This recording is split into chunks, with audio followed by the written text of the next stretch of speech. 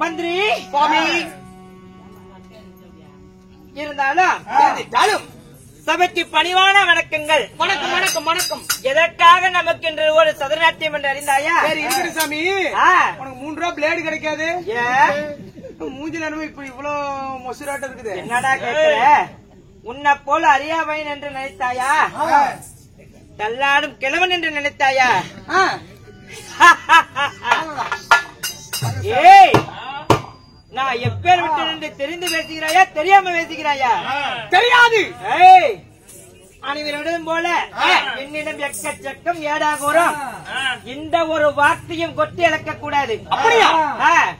என்னிடம் உரையாட வேண்டும் என்று சொன்னால் அச்சம் நாணம் மன பயப்பு 4ம் இருந்து கொண்டே என்னிடம் உரையாட வேண்டும். உத்தரவு மகாராஜா. மந்திரி இருப்பினா எதற்காக நமக்கு இன்று ஒரு சதுரநாட்டியம் என்று அறிந்தாயா? ஸ்ரீ ராஜராஜேஸ்வரி அம்மன் அஷ்டபந்தன மகா கும்பாபிஷேக தினத்தை முன்னிட்டு தேவியாயா அவள் தலைமையில இன்று நமக்காக ஒரு சதுரநாட்டியம் வைத்திருக்கிறார்கள். நமக்காக இன்று ஒரு சதுரநாட்டை ஏற்பாடு செய்தார் என்று சொன்னல்லவா? உண்மைதான். இந்த நாடகத்தில் யாரு மட்டும் வந்து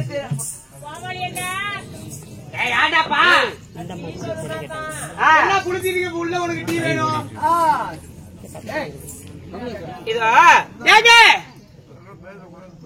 உள்ள ஒரு 10 20 டீ கோமாளிக்கு பூஸ்ட் ஹார்லிக்ஸ் போட்டுவாங்க.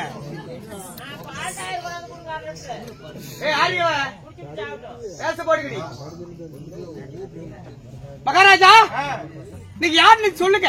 இதோ இந்த திருநங்கை மட்டும் ஒன்று சேர்ந்து ஆண் வேடம் பெண் வேடம் அனைத்தும் சேர்ந்து இரவு சதுரநாட்டியம் ஏற்பாடு செய்கிறோம். நாடகத்தின் பெயர் என்ன? ஐயா அபிமன்யு கொண்ட மாலை, இல்லை என்றால் சைந்தவன் பதம். சரி, என்னும் நாடகத்தில் நான் தற்பால் விஷயமாக வந்தவுடனே நான் யார்? நீங்க யாரு? பெயர் என்ன? பெயர் என்ன? மந்திரி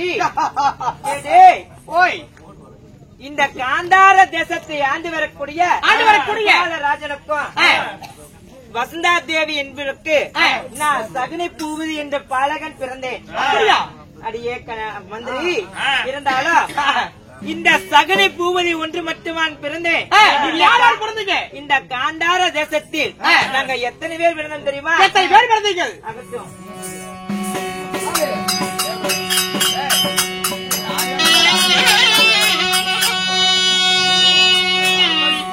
கூடி பிறந்ததோடு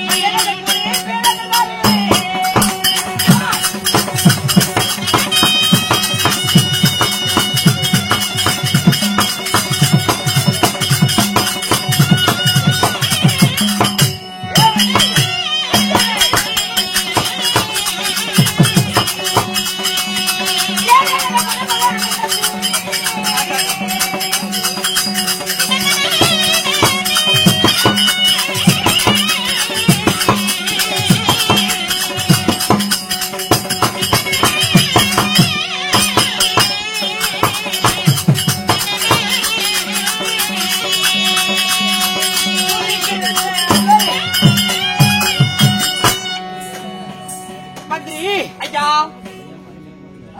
இந்த காந்தார தேசத்தில் சுபால ராஜனுக்கும் வசந்தரா தேவிக்கும் நாங்க பிறந்ததோ அண்ணன் தம்பி எத்தனை பேர் தெரியுமா? எத்தனை பேர் சுவாமி? நாங்களோ அண்ணன் தம்பி 104 பேரு.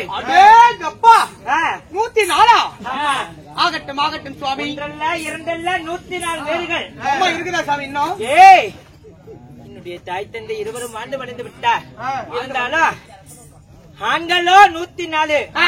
முதலாக என்னுடைய அக்காவாகப்பட்டவர் காந்தாரி என்று பெண் பிறந்தார். அம்மா மொத்தம் 105 பேரா இருந்தாலும் என்னுடைய அக்காவாகப்பட்டவர் காந்தாரி யாரை திருமணம் செய்தார்கள்? இதோ டெல்லி அஸ்தாபுரத்தை வாசம் செய்யக்கூடிய திருதநாட்டிய மன்னனாகப்பட்டவருக்கு ஒரு நாள் ஒரு தினத்தில் இந்த பீஷ்மராகப்பட்டவர் இந்த காந்தார தேசத்தில் வந்து என்னுடைய அக்காவோட பெண் கேட்டார். யாருக்கு? இதோ நாங்களோ அண்ணன் தம்பி 104 பேர் இருந்தாலும் எங்களுக்கு ஒரே ஒரு பெண் பிள்ளை அல்லவா? என்னுடைய அக்காவுக்கு திருமணம் செய்தா தம்பிமார்கள் அனைவரும் 104 பேரும் சிறப்பாக அவளுக்கு என்ன வேணுமா அனைத்தும் கொண்டு வந்து கொடுப்பேன். சரி, அப்படி இருக்கும் தருவாயில் என்னுடைய அக்காவாகட்டும் அந்த பீஷ்மராகட்டும் ஒரு நாள் ஒரு தினத்தில் யாருக்கு பெண் கேட்டா தெரியுமா? இதோ டெல்லி அஸ்தாபுரத்தை வாசம் செய்யக்கூடிய திருநாட்டிய மன்னனாகப்பட்டவன் பிறவிலேயே கண் பார்வையற்றவர். சரி, அந்த கண் பார்வையற்றவருக்கு என்னுடைய அக்காவை வழங்கக்கூடிய காந்தாரியை பெண் கேட்டு வந்து திருமணம் செய்து சென்றார். அவ்வாறு என்னுடைய அக்காவை போய் ஒரு கண்ணு தெரியாத திருநாட்டியனுக்கு திருமணம் செய்த முடியா. அப்பொழுதே இந்த சகனி பூபதியாகப்பட்டவன் வஞ்சகம் நினைத்தேன். எப்படி இந்த கௌரவ கூட்டத்தை அழிக்க வேண்டும் என்று சொல்லி எப்படி வஞ்சகம் நினைத்தேன் தெரியுமா? நெஞ்சிலே பகை, உதட்டிலே உறவு. என்னுடைய அக்காவை எப்படி பீஷ்மர் கண் தெரியாத திருநாட்டிற்கு திருமணம் செய்து கொடுத்தானோ அந்த கௌரவ கூட்டத்தை அழைக்க வேண்டும் என்று சொல்லி நெஞ்சில பகையும் அவன் உள்ளத்தில முதட்டில உறவும் வைத்தேன். எப்படி தெரியுமா? எப்படி? இதோ இந்த கௌரவரை அழிப்பதாக இருந்தா நம்ம என்ன செய்ய வேண்டும் தெரியுமா? என்ன செய்ய வேண்டும்? இந்த கௌரவருக்கு பிடித்தது போல நம்ம இருக்க வேண்டும். கௌரவருக்கு நாம சொன்ன ஆள வேண்டும் மர்மவ பிள்ளை என்று சொல்லி இந்த டெல்லி அஸ்தாபுரத்தை ஆண்டு வரக்கூடிய துரியோதன மன்னனை என்னுடைய மருமவனே என்று சொல்லி மாமா என்ற ஸ்தானத்தை கொடுத்து ஏனென்று சொன்னா தாயோடு விழுந்தது தாய் மாமன் என்று சொல்லி நான் என்ன சொன்னாலும் என் வார்த்தைக்கு மறுப்பு இல்லாமல் இந்த கௌரவத்தில் வரக்கூடிய துரியோதன மன்னன் அவ்வாறே கேட்பான். எதற்காக? எப்படி? என்னுடைய அக்காவை சின்னஞ்சிறு வயதில் எப்படி கண் தெரியாத திருநாட்டிற்கு திருமணம் செய்து இந்த காந்தார தேசத்தில் எப்படி நாங்க சோர்ந்து போயிருந்தோமோ அது போல இந்த கௌரவர்களை அழிக்க வேண்டும் என்று சொல்லி நெஞ்சில பகையும் உதட்டில உறவு வைத்து இந்த டெல்லி அஸ்தாபுரத்தை ஆண்டு வரக்கூடிய துரியோதன மன்னன் என்னை எப்படி பாவித்து வருகிறான் தெரியுமா? எப்படி? தாயோடு பிறந்த தாய் மாமன் என்று சொல்லி அது மட்டுமல்ல இந்த டெல்லி அஸ்தாபுரத்தில் என்ன நடைபெற்று குத்துவதற்காக நான் என்ன உரைக்கிறேனோ அந்த வார்த்தை மட்டும்தான் என் மருமகனாக பிள்ளையாகப்பட்ட துரியோதன மன்னன் கேட்பான். அதனால இவை அனைத்தும் என்னுடைய வாழ்க்கை நடந்து முடிந்த கதை. இருப்பினும் என்னை எதற்காக அழைத்தார்? மருமக பிள்ளை துரியோதன மன்னன் உங்களை உடனடியாக வரவழைத்தார். ஆமா, மருமகன் அழைத்தானா? ஆமா, அங்க கூட்டிட்டு போ, அப்புறம் காட்டானா யாரு? சுவாமி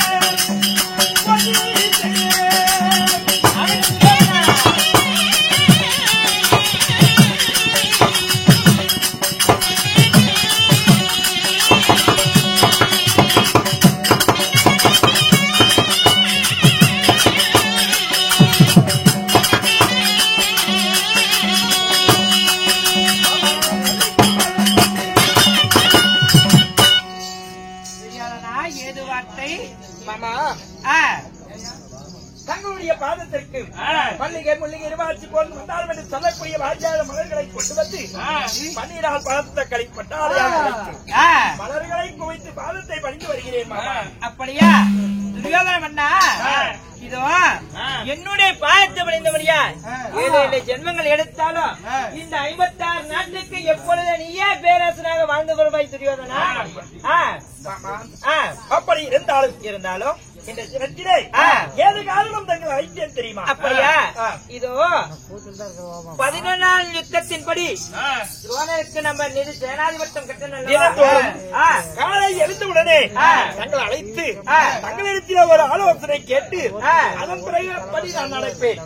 அப்படி இருக்கும் பொழுது இந்த தினத்தில் எதற்காக உங்களை அழைத்தேன் தெரியுமா? அப்படியா? எதிர்பார்த்தை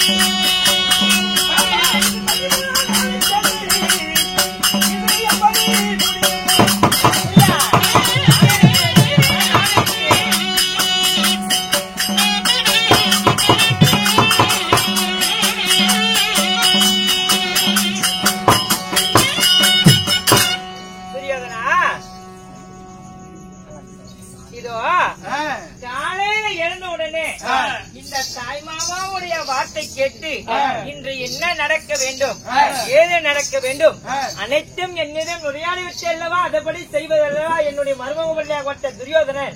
அதனால எதற்காக என்னை அழைத்தாய்? மாமா, பாண்டவர்களுக்கும் கௌரவர்களுக்கும் 18 நாள் பாரத போர் துவக்கம் செய்து 10 நாள் சண்டை முடிந்தது. சரி, அப்படி 10 நாள் சண்டை முடியும் பொழுது 14ஆம் நாள் சண்டைக்கு அதாவது துரோணாச்சாரியருக்கு சேனாதிபட்டம் அளித்தோம். அப்படி 14ஆம் நாள் சண்டையிலே துரோணாச்சாரியருக்கு சேனாதிபட்டம் அளித்து 12 நாள் சண்டை முடிந்து விட்டது. உண்மைதான். இன்று இந்த 13ஆம் நாள் சண்டை. உண்மைதான். இந்த சண்டையில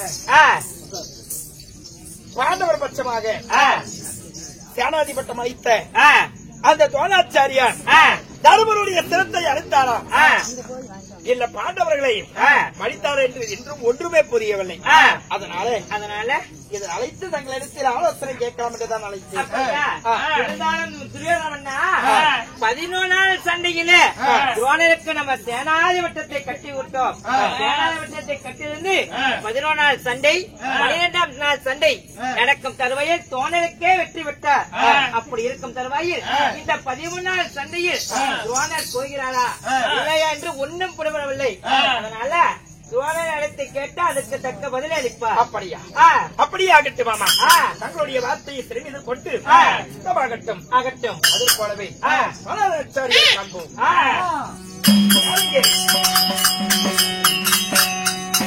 சுவாமி, இன்றைய தினத்தில் என் குருவாக விளங்கக்கூடிய துரோணாச்சாரியர் காண வேண்டும். அப்படியா? அப்படி பார்ப்பதாக இருந்தால் என் மனைவியாகப்பட்ட பானுமதியை ராமன் இழக்கிறார்.